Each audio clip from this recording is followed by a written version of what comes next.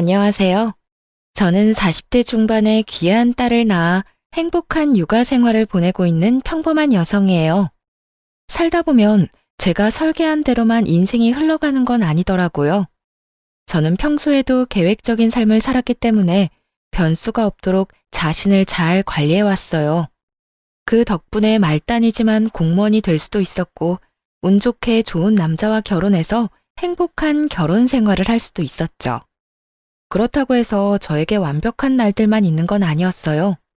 정말 생각도 못한 일들로 우울하고 화가 머리끝까지 나는 시간들을 보내야 했던 적도 있었어요. 오늘 제가 말씀드릴 사연은 힘들었던 그날들에 관한 이야기입니다. 남편은 참 좋은 사람이었어요. 영업직으로 해외 출장도 잦았던 그 사람은 항상 어딘가 갈 때마다 저와 함께하고 싶어 했던 사랑 많은 남자였어요. 그리고 헌신적이었죠. 이 사람과 함께라면 어떤 힘든 일도 견딜 수 있을 거라는 생각을 했고, 그 사람이 프로포즈 하자마자 결혼을 수락할 정도로 많이 사랑했어요. 그렇지만 모든 것이 완벽한 사람은 없다고 하죠. 이 완벽하고 멋진 남자에게도 딱 한 가지 단점이 있었어요. 다행이라면 남편 본인의 문제는 아니었어요. 바로 그 사람의 아버지, 제 시부에게 문제가 있었거든요. 상견례 때 양가 부모님이 모였을 때 시부의 한없이 가볍고 눈살 찌푸리게 만드는 언행에 저는 이 결혼에 대해 처음으로 불안을 느끼게 됐거든요. 아이고, 사돈댁 보니까 며느리 될 아이가 애는 잘 낳겠네요. 저희 집이 손이 귀해서 애 잘 낳는 며느리가 필요하거든요. 여자야 집에서 살림 잘하고 애만 잘 낳으면 그만이니까요. 공무원 딸을 자랑스럽게 여기던 친정아버지의 표정이 확실하게 기분 나빠 보였어요. 그리고 시부의 그런 행동에 저희 가족만 기분 나빠진 것도 아니었어요. 요즘 세상에 여자 남자가 어딨어요. 그리고 그런 식으로 말하는 거 실례예요. 죄송해요, 사돈어른. 저희 남편이 좀 옛날 사람 같은 면이 있어요. 말은 이렇게 하지만 저희도 맞벌이 하면서 잘 지내고 있어요. 이 사람이 집안일 할 때도 많은걸요. 그리고 애들은 분가시켜서 저들끼리 지내도록 할 거라 크게 걱정 안 해도 돼요. 저도 사업하는 사람이라 집에 붙어 있는 시간이 많지 않아서 애들도 신경 쓸 거 많이 없고요. 시부가 까먹은 점수를 시모가 다시 올려서 평균을 맞추는 것 같은 듣도 보도 못한 상견례였죠. 위태롭게 아슬아슬했던 상견례가 끝나자 친정아버지가 저를 따로 불러 말하더군요. 너희 시부될 사람 생각하면 너 시집 못 가게 막고 싶다만 그 집 사부인은 시원시원하니 좋더구나. 게다가 사업하시면 시집살이도 덜 시킬 거 아니냐. 사부인이 바깥 사돈을 잘 지고 있는 듯 보이니 너도 힘든 일은 없을 것 같아. 그거 하나는 마음이 놓이구나. 그래도 우리 사위가 바깥 사돈을 닮지 않은 게 천만다행이야. 다정다감하고 널 많이 위하니 아빠는 그거 하나만으로도 다행이라 생각해. 친정아버지가 그렇게 말할 정도로 시부와 시모에 대한 평가는 극명하게 갈렸어요. 남편의 여동생인 신우도 IT 업계를 다니는 재원으로 시모를 닮아서 아주 야무지고 차분하더라고요. 그 네 명의 가족 중에 시부만 딱 다른 종류의 사람이었어요. 시모가 왜 저런 남자와 결혼했는지 모를 정도였죠. 정말 다행인 건 우리 가족이 본 것보다 훨씬 더 시부가 시모에게 잡혀 살고 있었다는 점이에요. 게다가 시모 집안이 잘 사는 편이라 시모에게 평소에 꼼짝도 못한다는 걸 알았거든요. 그렇게 남편과 저는 결혼 날짜를 잡았어요. 그런데 문제는 그 후에 벌어졌어요. 이미 가족 간의 상견례가 끝나고 날만 잡으면 되는데 시부가 저를 영 탐탁치 않아 하더군요. 한 번은 저희 결혼을 빌미로 할 이야기가 있다며 시부가 저를 불러냈어요. 남편과 함께 가려고 했는데 그때 남편이 출장 중이라 혼자서 가야 했거든요. 혼자 가는 게 걱정돼서 남편에게 전화를 했죠. 아버지가 당신을 불렀다고? 나한테는 아무 말 없긴 하셨는데. 벌써 상견례도 다 끝났고 날만 잡으면 되는데 무슨 일이야 있겠어? 많이 걱정되면 내가 아버지한테 무슨 일인지 물어볼까? 나한테만 할 이야기 있다는데 당신이 왜 부르냐고 물으면 아버님이 좋아하시겠어? 말 안 듣는 며느리처럼 보일 것 같은데. 그냥 내가 가보고 자기한테 연락 줄게. 그렇게 남편과 통화하고 시부가 부르는 곳으로 나갔어요. 그런데 밖에서 만나자 시부가 저를 지그시 보더니 입을 열더군요. 아가씨, 우리 아들이랑 진짜로 결혼할 거야? 상견례 때는 우리 와이프 때문에 내가 말은 못했는데 나는 아가씨가 마음에 안 들어. 그러니까 알아서 우리 아들이랑 헤어져 주면 안 될까? 이런 말을 상견례가 끝나고 시부될 사람에게 들을 거라고는 상상도 못했죠. 벙찐 제 얼굴에 대고 그 사람은 안색 하나 바뀌지 않고 이어 말하더군요. 내가 왜 이런 말 하는지 궁금한 표정이네. 나는 말이야, 원하는 며느리상이 있어요. 그런데 아가씨는 내가 원하는 것과는 정반대야. 그 중에 하나가 아가씨 나이지. 우리 애가 35인데 아가씨가 38이잖아. 나이가 많은 것도 싫은데 내가 싫어하는 일하면서 남편 내조 안 하는 그런 여자네. 그러니 내가 반대를 좀 하겠다는 거지. 아들도 지금은 아가씨 좋아서 결혼하겠다고 하지만 자기보다 더 늙어가는 아가씨 얼굴 봐도 좋아할까? 지금이야 헤어지고 울고불고 해도 결국에는 나한테 감사할 거야. 듣는 내내 이 사람의 정신 상태와 수준을 의심하게 되는 말들이었어요. 정말 시부는 최악의 사람이었죠. 그렇다고 여기서 물러설 생각은 없었어요. 이 사람만 빼면 저한테 호의적이고 좋은 사람들 뿐이니까요. 그리고 솔직하게 말해서 다른 가족 몰래 저를 불러 이런 이야기를 했다는 건 다른 가족들은 그런 생각 없다는 걸 뜻하고요. 어느 정도 상황을 추측한 제가 시부에게 말했어요. 제가 알기로는 어머님도 아버님보다 연상이라고 알고 있는데 그럼 어머님도 나이가 많아서 싫으셨겠네요? 그런데 어떻게 결혼하셨죠? 제 말에 시부가 갑자기 눈치를 보더니 답을 못 하더군요. 그 이유는 저도 잘 알고 있었어요. 시부는 시모가 번 돈으로 살고 있는 사람이었거든요. 시부의 직장 역시 시모의 친정에서 마련해 준 것이었고요. 제가 시모를 걸고 넘어가자 아무 말 못하는 것부터가 그 증거였죠. 저는 그 사람이랑 파혼할 생각 없어요. 말씀 다 끝나셨으면 가봐도 될까요? 사실 여기 오기 전에 그이한테 아버님이 몰래 보자고 했다고 벌써 말했거든요. 제 말에 시부 얼굴이 깜짝 놀라더군요. 그렇잖아도 자기가 먼저 아버님한테 전화해서 무슨 일인지 물어봐 줄까 하고 이야기하던데 제가 우울한 목소리로 전화하면 아버님한테 오늘 무슨 이야기 했는지 전화할 수도 있겠네요. 제 말에 시부가 확 얼굴을 일그러뜨리더니 저한테 경고를 날리더군요. 오늘 이야기 아들한테 할 거야? 그건 아버님 하시는 거에 따라 다르죠. 의기양양하게 말했지만 사실 알 수 없었어요. 남편이 제 편을 들지 시부의 편을 들지 남편은 가족을 소중히 하는 남자였으니까요. 시부와 제가 정반대의 주장을 하게 됐을 때 누구를 선택할지 알 수 없었어요. 그래서 저도 시부에게 강하게 나갈 수 없었어요. 그래도 당분간의 시간은 벌었고 시부가 시모의 눈치를 본다는 사실을 알았으니 그 부분을 공략할 생각이었어요. 아버지랑 이야기는 잘했어? 저녁에 남편이 걱정이 됐는지 먼저 제게 연락을 했더라고요. 아버님이 나에 대해서 집에 따로 말씀하신 건 없어? 남편의 물음에 저도 물음으로 답할 수밖에 없었어요. 상황을 파악하려면 남편 상황도 알아야 하니까요. 사실은 그렇게 좋게 보신 건 아닌데 어머니랑 동생이 당신을 마음에 들어 하셔서 아버지도 그 뒤로는 아무 말도 안 하셨지. 왜? 당신한테 뭐라고 해?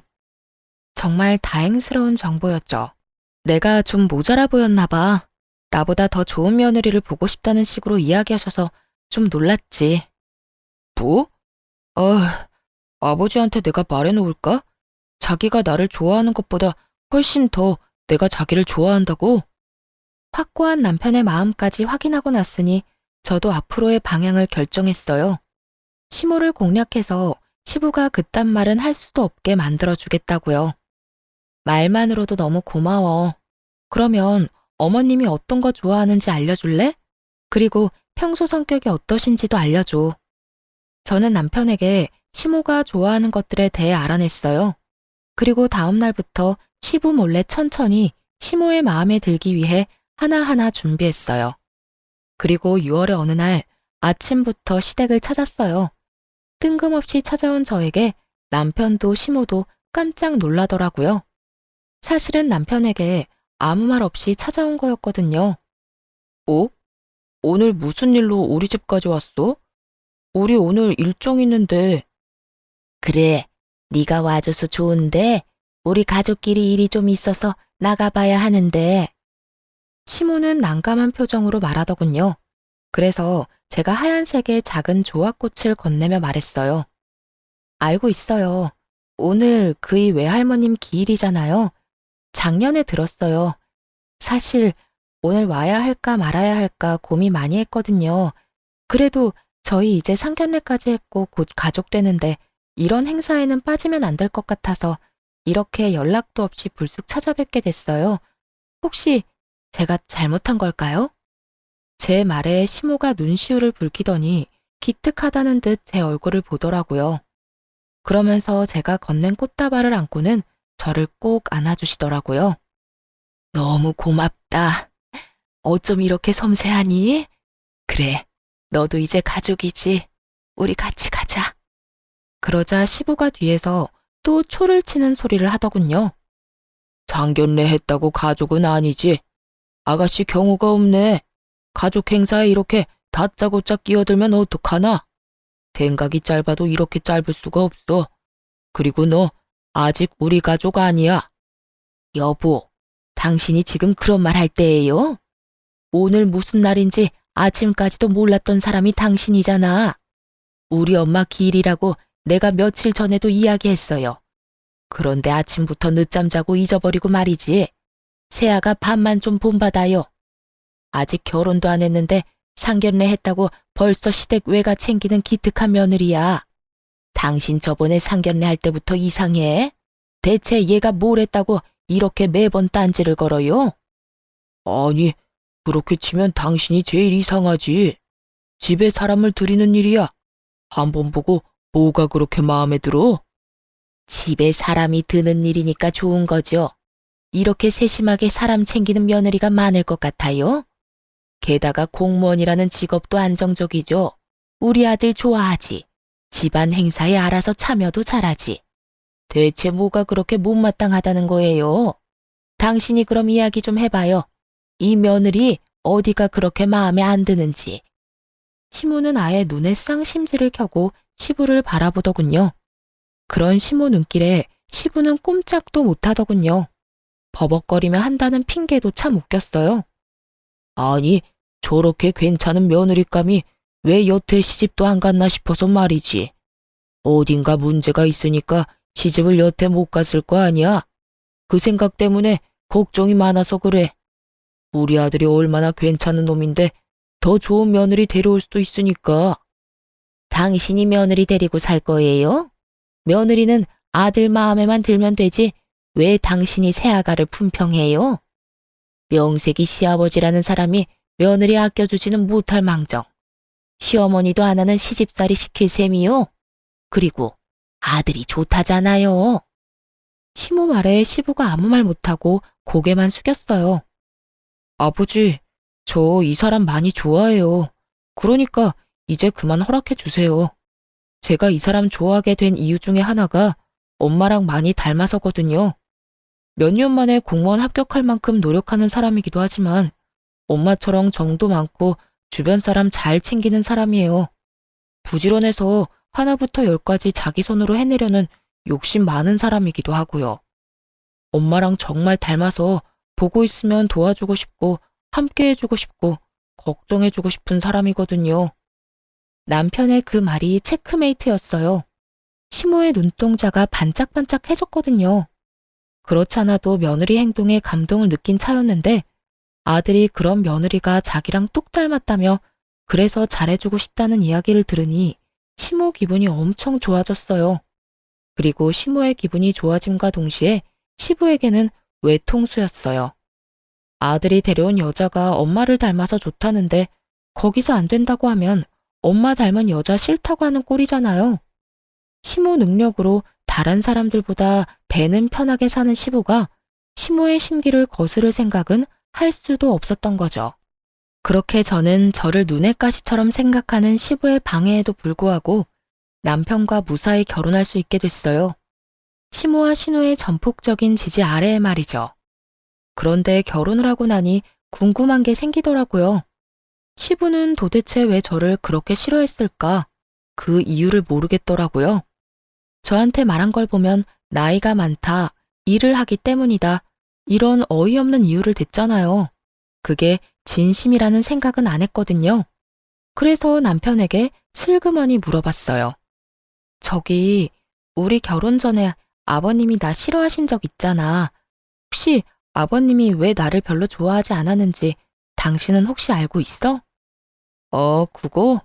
사실은 우리 아버지 엄청 가부장적인 집안에서 크셨거든. 남자는 하늘, 여자는 땅, 이런 집안.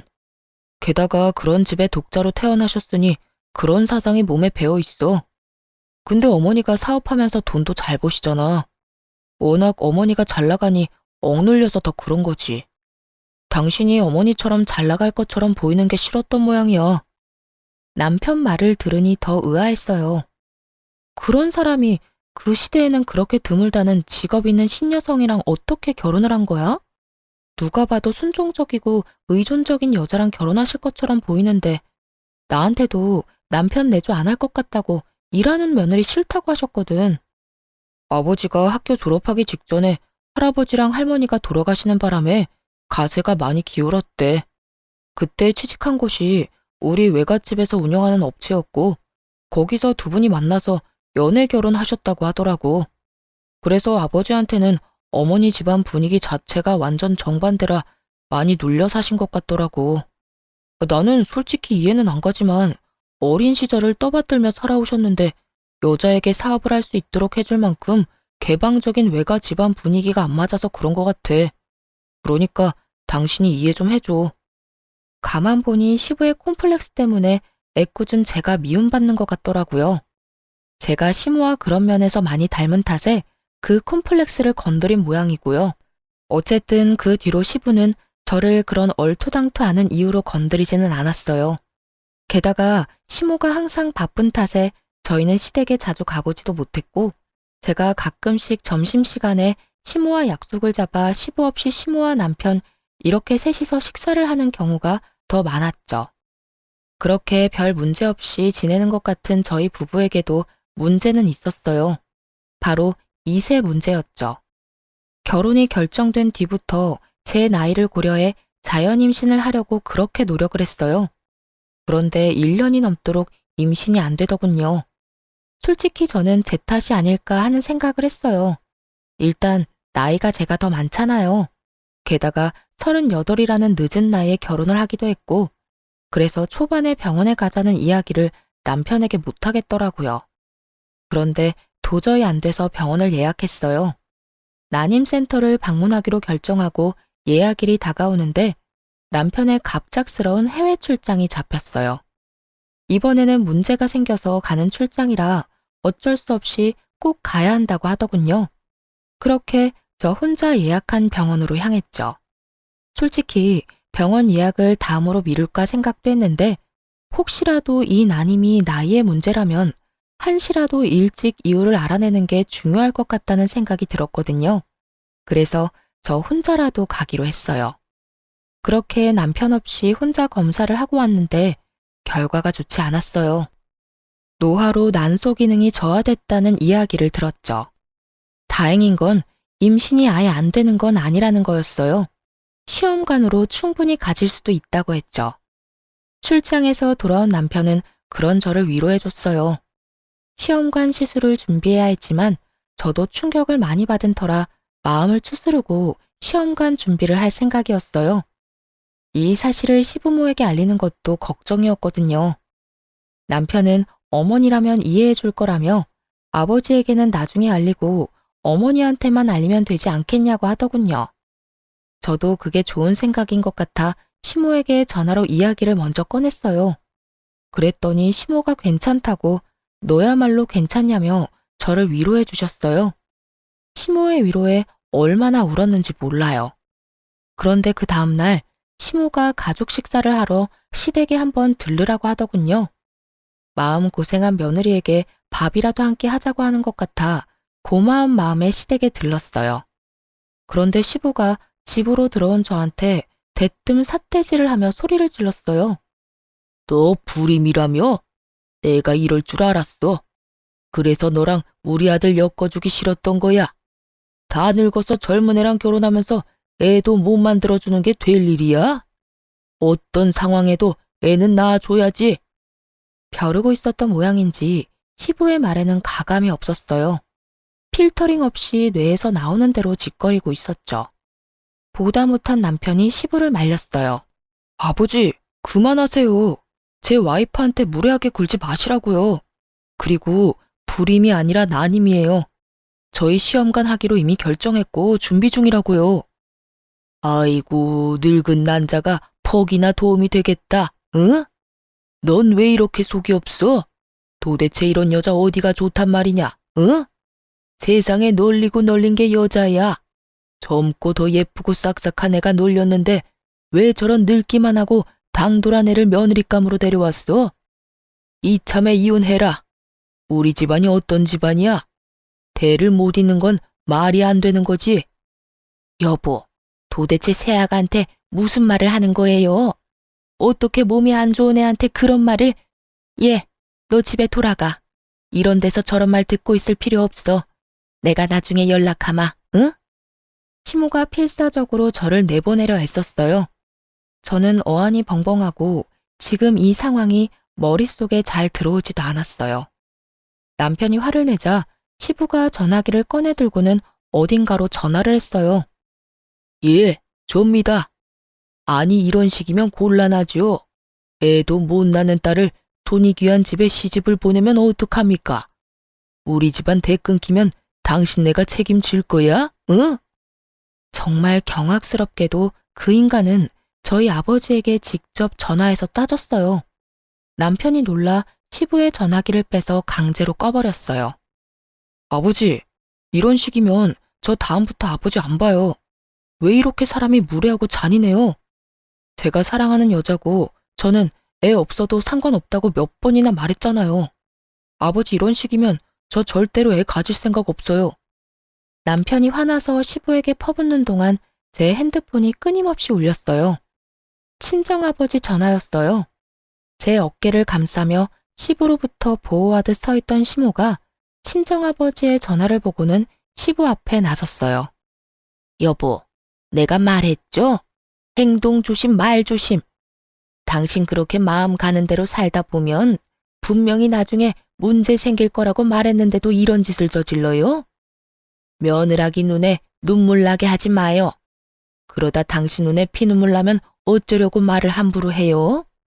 그리고 며느리 당신이 데리고 살 거예요? 당신이랑 같이 살 며느리도 아닌데 왜 당신이 그렇게 신경을 써요? 데리고 살 사람은 우리 아들이고 아들이 좋다니 앞으로 며느리한테 신경 쓰지 마요. 아버지, 진짜 너무해요. 같은 여자로서 저도 얼마나 화나는지 모르죠? 세연이가 우리한테 얼마나 잘했는데 진짜 아빠 잘한 일 하나도 없어. 사람이 어떻게 이렇게 잔인해? 이제 언니도 우리 가족인데. 시부를 제외한 나머지 가족들이 저를 보호하고 나섰고 저는 그런 가족들의 위로와 걱정을 한몸에 받았어요. 아가, 미안하다. 이런 꼴 보게 하려고 오라고 한 게 아니야. 네가 힘들어 보이길래 밥이나 든든히 먹이고 신경 쓰지 말라고 우리는 그런 거보다 네가 더 중요하다고 그렇게 말해주려고 부른 거야. 아프고 힘든 일을 누가 원해서 겪겠니? 어쩌다 보니 어쩔 수 없이 이유도 없이 그렇게 다가오는 게 그런 일이라는 걸 우리가 모르지는 않아. 그러니까 너무 자책하지도 말고 힘들어하지도 말고 네 시아버지 정신 나간 소리도 귀담아 듣지 말고 네 남편 말만 듣고 살아. 그 위로에 눈물이 어찌나 나는지. 3명의 시댁 식구들이 너무 잘해줬기에 이혼은 생각지도 못했어요. 저 한 사람이 이 물을 모두 흐리고 있구나 하는 생각을 했죠. 그리고 속으로 언젠가 저 뺀질거리는 얼굴에 한 방 먹을 날이 오기만을 빌었죠. 그 뒤로 시모와 남편의 배려로 저는 시부와 만나지 않게 됐어요. 그런데 얼마 지나지 않아 시부와 자리를 함께할 일이 생겼어요. 바로 신우의 상견례 자리였죠.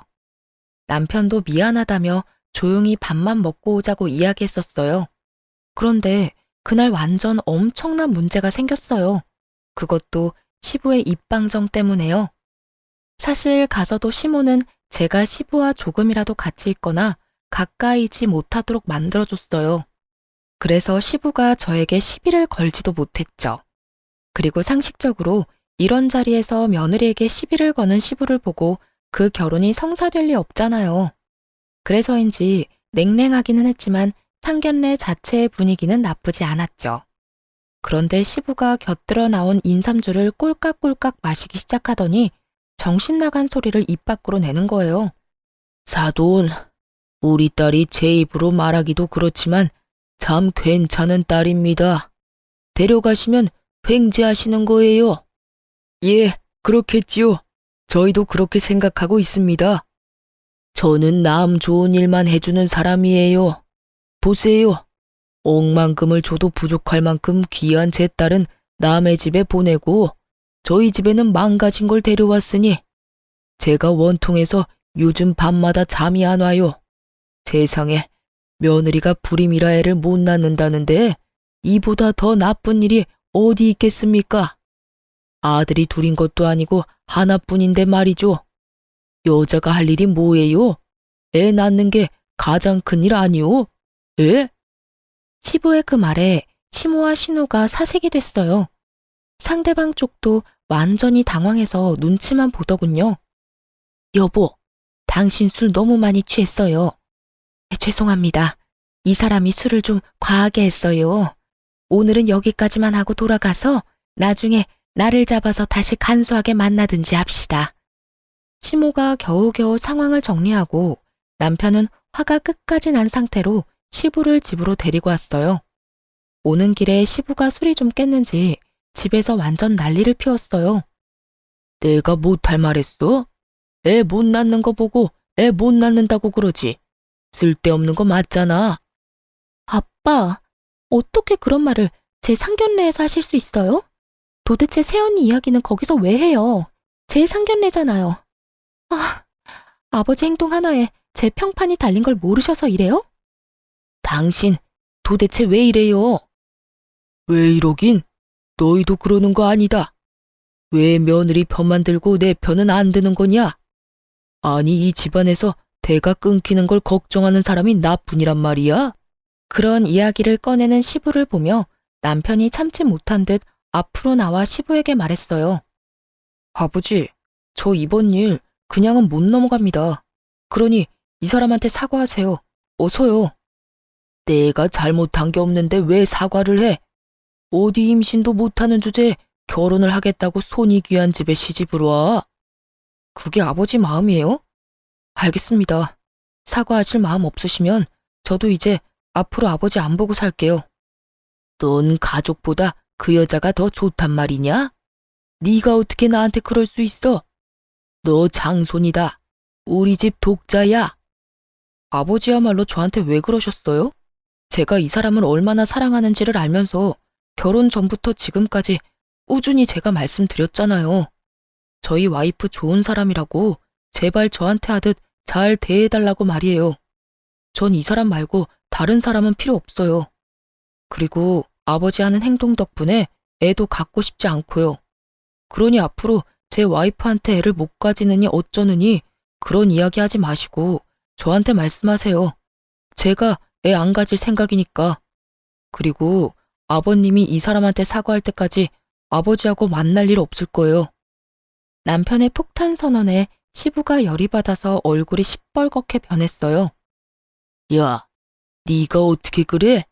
어떻게 며느리 편을 들어? 그래서 내가 며느리 괴롭혔다고 날 협박하는 거야? 편한 대로 생각하세요. 그리고 아버지 안 보겠단 말 협박으로 한 말 아니에요. 동네 창피하게 어디 가서 술 마시고 그런 이야기나 하는 사람 제 아버지로 두는 거 저도 싫어요. 그러니 앞으로 제 얼굴 볼 생각 마세요. 남편은 시부를 충격에 빠뜨린 뒤 저를 데리고 밖으로 나왔어요. 남편이 말하는 내내 시모와 신우가 아무 말 없이 남편 눈치만 보는 걸 보니 아마 미리 세 사람은 이야기가 다 되어 있었던 것 같았어요. 그게 아니었으면 시모가 중간에라도 말렸었겠죠. 그런데 그게 아닌 걸 보면 시모도 남편의 그런 생각은 알고 있었던 것 같더라고요. 그렇게 집에 돌아온 남편이 저한테 한 이야기는 뜬금없이 강아지 입양이었어요. 여보, 우리 애 가지지 말자. 애 가지지 말고 강아지나 키우면서 살자. 요즘 세상에 애 없이 사는 사람들 얼마나 많은데. 그리고 나는 당신만 있으면 돼. 그러니까 애완동물 같은 거 키우면서 우리끼리 살자. 한편 말이 너무 고마웠지만 또 한편으로는 서운하기도 했어요. 저는 아이가 가지고 싶었거든요. 그래서 남편을 설득했어요. 아버님한테 화난다고 아이를 안 가지는 건 아닌 것 같아. 우리 시험관 해보자. 나 이대로는 정말 분하고 원통해서 못 살 것 같아. 할 수 있는 데까지 해보고 안 생기면 그렇게 해. 딱 2년만. 그래도 안 생기면 우리 운명이라고 생각하고 받아들이고. 그렇게 말하니 남편이 저를 꼭 안아줬어요. 바로 그 다음 주부터 시험관 준비에 들어갔죠. 병원에 가서 그전 예약에서는 하지 못했던 남편의 검사도 겸사겸사 진행했는데 결과가 나올 순간 저희 모두 깜짝 놀랐어요. 저한테만 문제가 있다고 생각했는데 알고 보니 남편도 문제가 있었더라고요. 무정자증까지는 아니었지만 남편도 문제가 좀 있는 편이었어요. 그나마 다행인 것은 시험관을 하는 데에는 큰 무리가 없다는 거였죠. 남편은 당장이라도 그 검사 결과를 시댁에 알리려고 했지만 제가 남편을 말렸어요. 시모 생각이 나서요. 시모가 충격받을 것 같아서 시간을 두고 천천히 이야기하자고 남편을 설득했죠.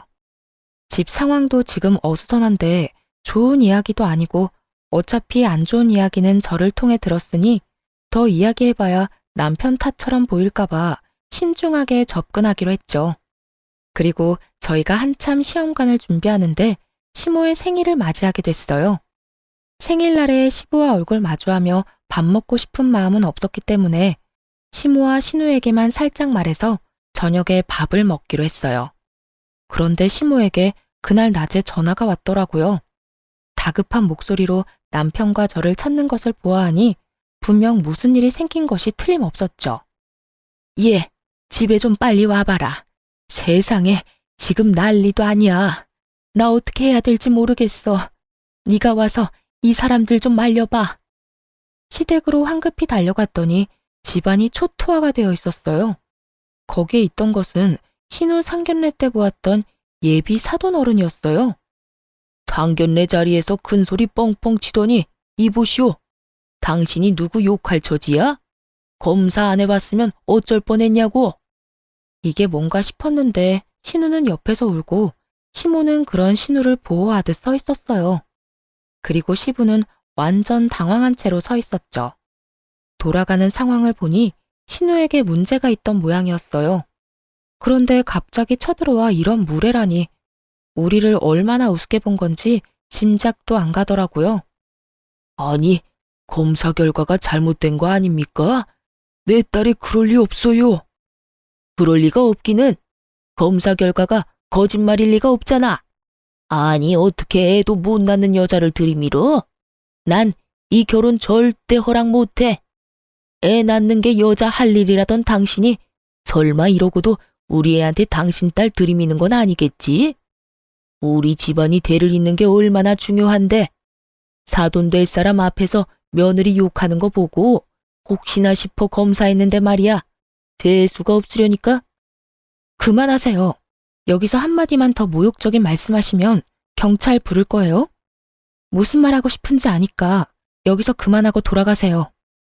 제가 그렇게 말하자 그 사람도 저를 째려보더니 나가더군요. 한시름 놓는데 시부가 신우 손목을 끌어당기며 말하더군요. 네가 불임이라고? 거짓말일 거야. 병원 한번 가보자. 다시 검사해야 할 거 아니냐? 시부 행동에 신우는 더 울고 시모가 완전 열받았는지 시부 앞에 허리에 손을 척 얹고 서서 소리쳤어요. 이제 속이 시원해요? 저 사람이 여기 와서 행패 부린 거 다 당신 탓이야. 상견례 자리에서 그렇게 며느리 욕을 하는 무례한 행동을 서슴없이 했으니 상대방도 우리를 깔본 거잖아요. 내가 누누이 말했죠? 행실 조심하라고. 당신이 사람 많은 데서 며느리 망신 주니 우리한테 똑같은 짓 한 거잖아. 왜 나한테 그래? 내가 뭘 어쨌다고? 지금 이럴 때야? 날 검사 다시 하러 가야지. 한 번 했으면 됐지. 애한테 또 상처 줄 셈이에요? 머리라는 게 달려있으면 생각을 좀 하고 살아요. 검사 다시 해서 어떡하려고요? 확인을 해야지. 확인해서 뭘 어쩔 건데? 확인 사살시키려고? 그만하세요. 아버지, 이렇게까지 저를 비참하게 만들 셈이에요? 아버지가 무슨 생각하고 있는지 알겠어요. 여태 올케 언니한테 하던 막말을 저한테 하고 싶은 거겠죠. 저 지금 아버지 얼굴도 보고 싶지 않아요. 내가 누누이 말했죠? 남의 눈에 눈물 나게 만들지 말라고. 옹졸한 마음으로 며느리 눈에 눈물이나 나게 만들더니 결국은 제 딸한테 피눈물 나게 만든 게 당신이야. 왜 입방정을 떨어요? 당신이 상견례에서 그딴 말만 안 했어도 저 사람들이 이런 식으로 난동 피울 일은 없었지. 그렇게 시모가 화내고 있는데 남편이 신우를 달래며 그렇게 말하더군요. 요즘에 난임이라는 거 불치병 아니야. 내가 병원 가서 알아봤거든. 그리고 나도 검사 결과 안 좋았어. 신우를 달래려고 한 그 말에 시부가 뜬금없이 눈에 불을 켜더니 시모를 쳐다보며 손가락질을 하며 큰 소리를 쳤어요. 가만 보니 당신이 잘못한 거네. 어떻게 문제 있는 자식들만 낳아서 나를 이렇게 비참하게 만들어? 지금 당신 무슨 말을 하는 거야? 이 미친 인간아. 뭐? 나 때문? 애는 혼자 낳아. 내가 혼자 만들었어? 너 반, 나 반이야. 이 인간이 어디서 남 탓을? 그럼 그게 내 탓이겠어? 옆엔 내가 일이나 한답시고 나돌아다니니까 애들이 이렇게 하자가 생긴 거야. 내가 처음부터 그런 생각 들었지. 당신이 이렇게 문제 있는 자식을 만들 줄 알았으면 당신 안 만나고 그때 만나던 여자 계속 만났을 거야. 이 사람이 정말 보자 하니까 그럼 그 여자 만나러 가요. 지금이라도 자식 낳아줄지 누가 알아? 그렇게 시부는 그동안 억눌렸던 자신의 콤플렉스를 거의 대부분 쏟아냈어요. 시모는 그 소리를 듣고 참지 않았지만 그렇다고 시부 일자리까지 어떻게 하지는 않았어요. 시부는 시모의 친정에서 운영하는 곳에서 일하고 있었거든요. 그것도 시모가 꽂아준 곳이었죠. 곧 은퇴라는 걸 알고 있었으니 분란을 만들고 싶지 않았던 것 같아요. 은혜도 모르고 시모에게 네 잘못이라며 말하는 시부를 보니 참 갈 때까지 갔구나 싶었어요. 두 분이서 싸우는 걸 구경하고 있을 수만은 없어 남편이 대충 두 분을 떼어놓고 저희는 집으로 돌아왔어요. 남편은 그 뒤로 진짜로 시부와 연락을 끊었고 신우도 연락을 하지 않는다고 하더군요. 그 말이 사실인 게 시부가 정말 오랜만에 저한테 전화를 했거든요. 남편이 전화를 받지 않으니 제 번호로 전화할 수밖에 없었을 거예요. 네가 우리 아들 숨겼지? 이놈의 아들들이 하나같이 아버지 말은 안 듣고 말이야. 중간에서 나랑 연락하지 말라고 한 거 너 아니야? 어린 년이 싸가지가 없어. 그이가 아버님 연락 안 받는 건 저 때문이 아니에요. 아버님 때문이죠. 그리고 기분은 좋으세요? 저희 아버지한테 했던 말들 고스란히 돌려받았잖아요. 딸 트집 잡아 욕하고 덤비는 시댁 보는 기분은요? 다행이라고 생각해요. 얼마 전에 아버님 때문에 듣지 않아도 될 말까지 들은 저희 아버지 기분을 알게 됐잖아요. 그리고 자식들하고 연락하고 싶으면 자식들한테 직접 연락하세요. 쓸데없는 며느리 도움은 왜 구하시는지? 너 지금 나한테 빈정대는 거야? 어? 길게 듣고 싶지도 않아 전화를 뚝 끊어버렸어요. 그런데 통화 중 찜찜한 말을 들은 것 같았어요. 아들들이라는 말이 이상하잖아요. 아들이라고는 남편 하나 있는 시부가 아들들이라는 말을 할 필요가 있나요? 뭔가 무의식 중에 나온 말인 것 같은데 기분이 쎄했어요. 설마 했죠. 그렇게 찜찜한 시간이 흘렀죠. 솔직히 시모에게 말할까 말까 했는데 집안 분위기가 워낙 흉흉해서 일단 말을 아끼고 있었어요. 신우는 파혼을 하게 됐고 시모는 기분이 안 좋은지 내내 일만 하러 돌아다니느라 피곤해 하시더군요. 직장에서도 시부를 마주쳐야 하는 일이 생각보다 너무 피곤했나 봐요. 그렇게 몰래 점심시간에 나와 저랑 식사를 하며 마음을 추스르고 있는데 한 남자가 저와 시모가 있는 테이블로 오더군요. 젊은 남자였는데 얼굴이 어딘지 모르게 익숙했어요. 그런데 그 사람이 시모에게 서류 봉투를 하나 주고 갔어요. 뭔지 물어봤지만 대답도 없이 가길래 저희 둘이서 봉투를 뜯었죠. 그런데 거기에는 유전자 검사지가 있었어요. 아버지와 아들로 보이는 사람의 검사지인 것 같더군요. 그 봉투 안에 USB가 같이 들어가 있었어요. 저는 잠시 생각하다가 시모에게 한마디 했어요. 어머님, 사실 이 이야기는 안 하려고 했는데 저번에 아버님 화나서 저한테 전화하셨을 때요. 저한테 말 실수인지 이놈의 아들들이 하나같이 말을 안 듣는다는 말을 한 적이 있거든요. 아버님 아들이 남편뿐인데 들이라는 말을 들어서 물론 제가 잘못 들었을 수도 있는데 혹시나 해서 말씀드리는 거예요. 아들들? 아까 그 젊은 남자 내가 이상하게 얼굴이 익숙했다고 느꼈는데 일단 아가, 넌 식사하고 천천히 들어와. 나는 바쁜 일이 생각나서 먼저 일어나 보마. 그렇게 집에 오고 나서 며칠 지나지 않아 신우가 저희 집으로 찾아왔어요. 아가씨 어서 와요. 몸은 좀 어때요? 신우가 저희 집에 찾아온 것이 저와 동변상련의 아픔을 나누고자 온 것 같아서 저도 신경을 많이 썼거든요. 그런데 그게 아니었어요. 언니, 큰일 났어요. 저희 집 이제 진짜 되돌릴 수 없게 돼버렸어요. 무슨 일인데 그래요? 혹시 그 사람이 또 쳐들어왔어요? 아니요, 그게 아니라 엄마가 아빠한테 이혼하자고 소짝 날렸어요. 뜬금없는 시부모의 이혼 소식을 믿기 힘들었어요.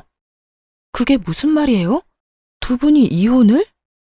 그것도 시모가 시부에게 이혼을 청했다는 게 제일 놀라운 포인트였죠. 왜냐면 시부가 이렇게 아나무인인 건 시모가 시부를 무척 좋아했기 때문이었거든요. 그 사랑의 힘으로 여태껏 그 많은 추태를 넘겨준 것이 시모였는데 갑자기 이혼이라니 이해가 안 갔어요. 이건 100% 아빠 잘못이긴 해요. 엄마가 덮어주고 싶어도 못 덮어줄 만큼. 어머님이 웬만한 일로는 이혼 이야기 안 꺼내셨을 텐데. 그게 아빠한테 숨겨둔 아들이 있었나 봐요. 얼마 전에 엄마한테 직접 친자 검사지랑 가족끼리 찍은 사진까지 줬대요. 근데 선을 좀 많이 넘었더라고요, 아빠가.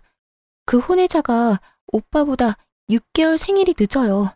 그렇다는 건 엄마 임신 중에 외도를 했다는 건데 그 사진이 더 열받았던 것 같더라고요. 게다가 상간녀는 어머니가 아는 사람이었고요. 아버지가 몇 달에 한 번씩 나가는 남자들 모임이 있는데 거기 식사를 항상 똑같은 데서 하거든요. 예전에 엄마가 아빠 따라 거기 가봤는데 별거 없었다고. 진짜 남자들끼리 모이는 모임이었다고 하더라고요. 그래서 아예 의심을 안 했던 거고요. 근데 알고 보니 그 가게 여사장님이 아버지 상간녀였더라고요. 그러니 엄마도 몰랐겠죠. 남자들끼리 가서 아빠는 그 여자랑 하룻밤 자고 그 다음날 함께 놀러도 다니고 그랬던 것 같더라고요. 아빠와 함께 있던 사진을 다 USB에 넣어왔으니 엄마 눈이 안 뒤집힐 수가 없지. 거의 10년 넘게 외도를 했던데 지금은 청산했다고 하지만요. 참 대담한 시부가 아닐 수 없었어요. 몇십 년을 한결같이 시부에 대한 애정으로 인내해온 시모에게 이런 뒤통수를 때릴 줄 누가 알았겠어요? 근데 그 사람은 왜 지금 어머님한테 다 밝힌 거예요? 혼외자 말로는 자기 크는 동안 양육비도 한 푼 안 줘놓고 버렸대요. 그래서 결혼할 때는 그 양육비 대신 결혼 자금을 아빠한테 받아가려고 했다고 해요. 근데 아빠가 절대 안 된다고 매몰차게 거절해서 열받아서 엄마한테 그걸 보냈다고 하더라고요. 그리고 자기는 이제까지 아빠 없이 컸으니 지금이라도 소송해서 아빠 되찾겠다고 저러니 엄마 입장에서는 곤란한 거죠. 이야기를 들을수록 머리가 아파왔어요. 그래서 어머님이 이혼 이야기 하신 거네요. 엄마가 뭐라는 줄 알아요? 아무데나 씨 뿌리는 바람둥이보다 씨 없는 순정남이 낫다고. 앞으로 아들 며느리 딸한테 그 지조 없고 더러운 생식 능력 자랑하지 말고 입 다물고 이혼 준비나 하라고 했어요. 시부가 그렇게나 중요하게 여기던 씨 때문에 결국은 이런 사달이 났으니 그 뒤로 어떻게 됐냐고요? 아주 지옥이었죠, 시부에게. 그 혼의 자식이 진짜로 친자 소송하는 바람에 시모는 시부와 빠르게 손절하고 이혼했고 시부는 위자료 내고 재산 분할은 거의 받지 못했다고 하더군요. 시모나 시부 이름으로 된 재산이 없었거든요. 거의 대부분이 재단 이름으로 되어 있어서 재산 분할 대상에 들지 않은 것 같았어요. 살고 계시던 집도 시모 친정오빠 이름으로 되어 있어서 뺏기지 않았다고 하더군요. 결국 개털된 시부가 혼외자를 찾아가 내가 네 아빠다 하고 말했지만 그 혼외자가 끈 떨어진 시부를 좋아한다고 말할 리 없잖아요. 알고 보니 시부를 철저히 고립시키려고 소송 진행했던 거고 한창 소송 중에 시부 이혼했다는 이야기에 취하했다고 합니다. 결국 친아들이 친자 확인 소송을 안 하니 부양의 의무도 사라져 중간에 붕 뜬 거죠. 시부가 찾아갔는데 여태 무시하며 남으로 살았으니 앞으로도 남으로 살았으면 좋겠다며 버렸다더군요. 시부는 와이프와 자식들에게 모두 버림받은 데다가 직장마저 은퇴한 직후라 돈도 못 벌고 단기 알바로 근근히 먹고 산다고 하더군요. 대가 끊어질까봐 며느리에게 모진 소리, 못된 행동하던 시부가 그 대를 이어줄 자식들에게 모조리 버림받은 걸 보니 속이 시원하더군요. 대를 이을 가족이 있으면 뭐 하나요? 자신의 되먹지 못한 언행으로 몸조리 나가 떨어지게 만들었으니 결국 이제는 혼자 주변에 아무런 가족도 없이 쓸쓸히 노후를 맞게 됐잖아요. 늙은 후에 보면 자신이 걸어온 길이 보인다고 하죠. 시부의 현재를 보니 시부가 어떤 길을 걸었는지 정확하게 보이더군요. 시부가 시모에 의해 버림받고 남편과 신우는 시부를 찾지 않았어요. 다만 우리들끼리 찾은 이 안정과 평화를 지키는 쪽을 택했죠. 저와 남편은 어렵게 시험관으로 아이를 낳았고 신우는 그때의 남자와 헤어지고 다른 남자와 결혼해 저희처럼 시험관 시술을 준비 중이에요. 시모는 한동안 시부와의 피 터지는 이혼 소송으로 힘들어하긴 했지만 첫 손주 소식에 예전처럼 밝은 미소를 보내주고 있어요. 요즘에는 손주 재롱 보는 재미로 행복한 노후를 만끽하고 계시죠. 정말로 결혼을 하고 태풍 같은 일들이 휘몰아쳤던 것 같아요. 그래도 인생 통틀어 그런 안 좋은 날만 있는 건 아니잖아요. 나쁜 일 있으면 좋은 일도 있고 그게 인생이라고 생각해요. 여러분들의 많은 생각을 댓글로 남겨주세요. 지금까지 제 긴 사연 들어주셔서 감사해요. 다들 행복하세요.